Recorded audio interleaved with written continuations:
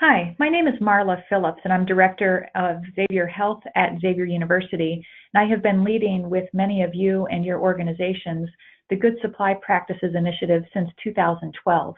I wanted to put together this executive overview for you, as well as to provide you a means for you to provide updates to those in your organization. So starting with the end in mind, we are developing good supply practices where we feel that the GSPs help complete the suite of GXPs in a way that increases the confidence we have in our product. Through this initiative, we have involved 5 countries, 44 companies, 2 industries being pharma and device, as well as the FDA.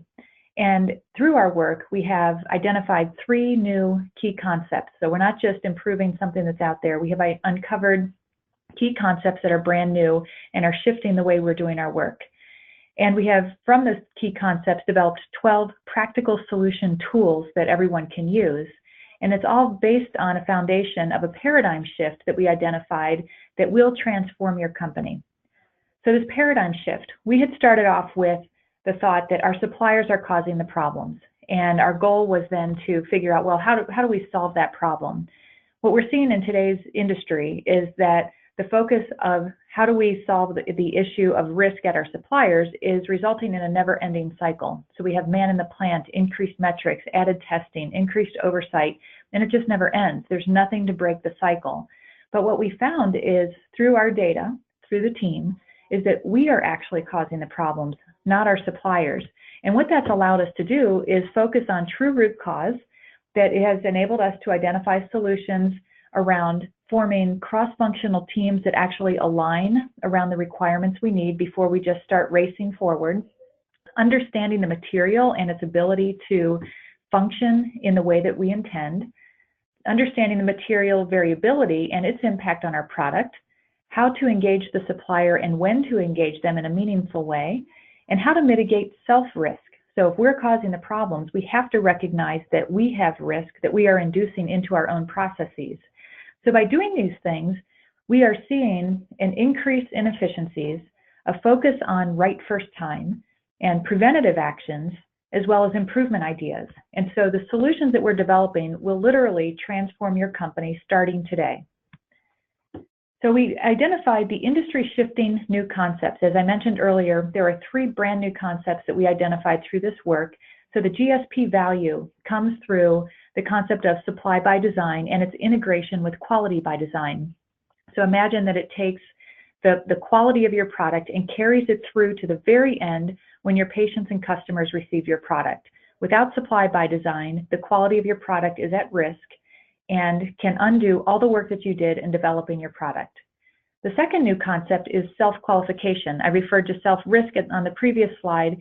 So how qualified are we to be in any relationship we're in? We're really good at qualifying suppliers, but now looking in the mirror and identifying how qualified we are to be in this relationship based on the risk that we are inducing into the process. And the third concept is relationship risk. So you can look at supplier risk and you can look at self-risk in isolation and make decisions and improve. However, the true improvement is going to come when you overlap the two and identify the weaknesses and the strengths of both organizations in the relationship and make decisions that are very informed based on that information. So what do I mean by that? If we look at relationship risk, today a traditional approach is to risk rank our suppliers. So you have supplier 1 in red and supplier 2 in green. A lower score is worse, so they're a poor performer. Whereas closer to 100 is good. So based on this, we would traditionally say, okay, we're obviously going to choose supplier 2. Why wouldn't we? They are lower risk. However, through our work, we've identified different categories. So we can start to tear down the big score and figure out where exactly the strengths and weaknesses are.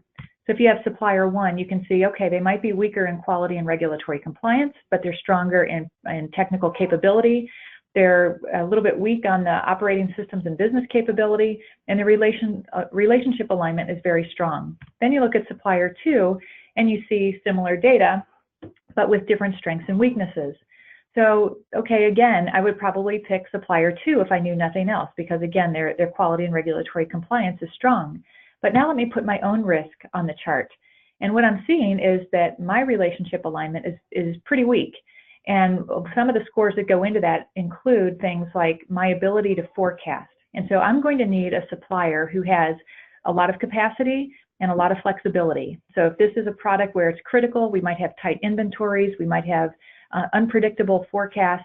It's going to be very important that we have a supplier who can manage us and our inability to have a more stable forecast. So then I might look at this and say, okay, I'm going to choose supplier one, and I also recognize that I'm going to have to invest in them, invest in their people and their equipment to get their quality and regulatory compliance up to where it needs to be. So as you can see, it leads to very informed decisions that help you make the right decision the first time. So that's just one example. We have many tools. They're very practical guides that walk people through how to score their current processes, identify the gaps, and identify mitigation steps. We're finding that the tools are easy to use and really help identify areas to improve. So company-specific implementation. So you might be wondering, okay, this is great, but now what do I do with this? We suggest implementing over time in a way that makes sense for your organization. For example, you might choose one of the solutions to implement and then enjoy the value. You might choose a specific product to assess, or start with a brand new product from scratch, or evaluate a legacy supply chain. In general, you want to demonstrate internal value with small wins and then grow the use of the tools and their implementation. Also, you might be saying, well, this is great, but I've got 30,000 suppliers. So we have a risk triage approach where everything we suggest is that you do it commensurate with the need. So how can you identify which supply chain, which suppliers, which products, which materials you should focus on without boiling the ocean in a way where you can quickly reduce your risk?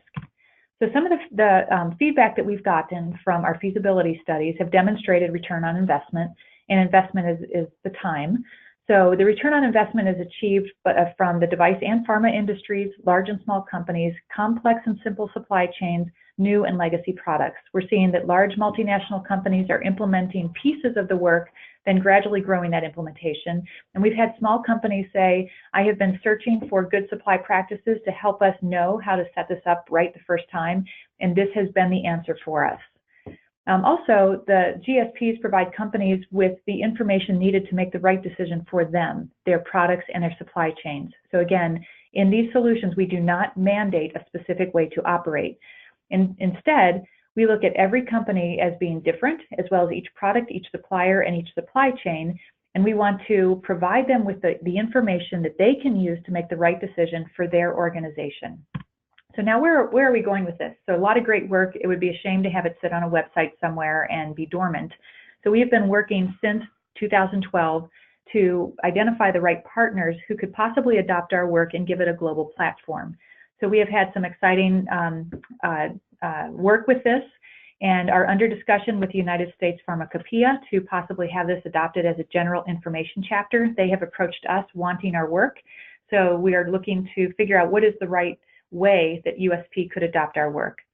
Additionally, the APEC organization, Asia Pacific Economic Cooperation, just published a supply chain security toolkit, and it seems obvious that our GSP solutions would be a perfect fit for their toolkit, so we are in discussion with them as well.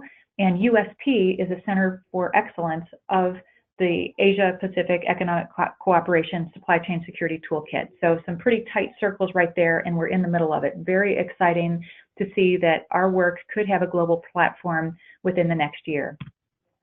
Also, I wanted to point out we have very active interest from the FDA.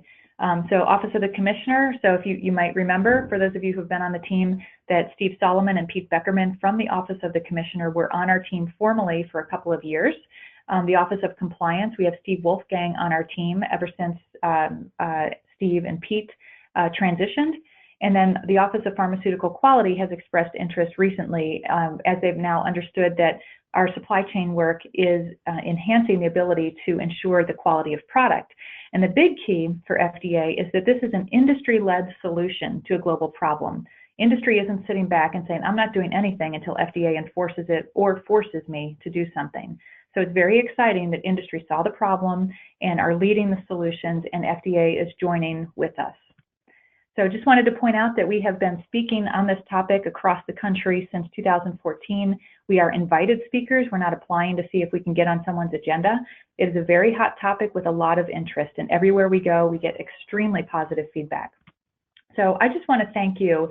We need your support now more than ever as we are finalizing this work, developing training modules, and working to get our solutions on a global platform. So I want to thank you for your involvement and your passion to make a difference.